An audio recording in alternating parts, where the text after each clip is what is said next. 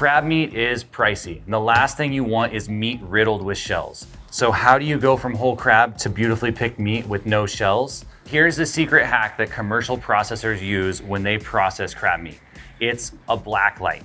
It lights up the shells and you're able to pick them all out. Regardless if you have picked this at home or you bought store-bought picked crab, you're gonna wanna go over it and make sure that you have no shells.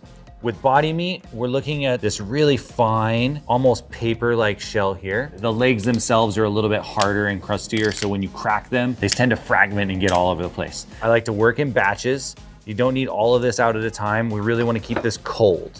This part, I can feel the claw has this big piece of cartilage that's right in the middle of it. So we're getting that out of there. That's not even the part that really has the shell.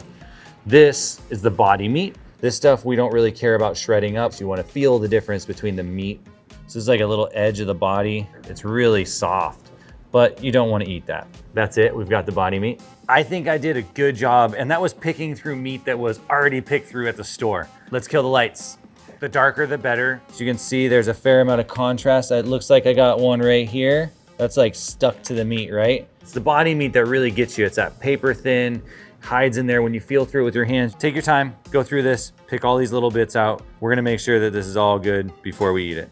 Why does this work? The molecules in the exoskeletons of the arthropods glow in ultraviolet light because of fluorescence. They absorb ultraviolet wavelengths of light and emit them in a different visible spectrum.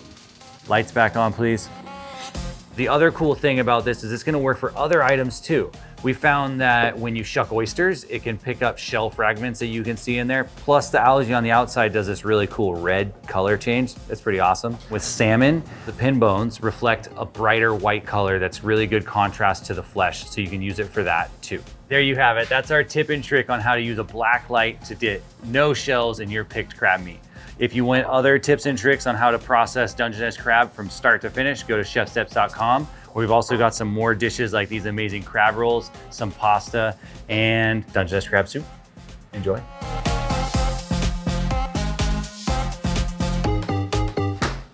I unplugged it. Damn, raved so hard. Subscribe to our channel and visit chefsteps.com for more tips, recipes, guides, and tools to help you level up in the kitchen.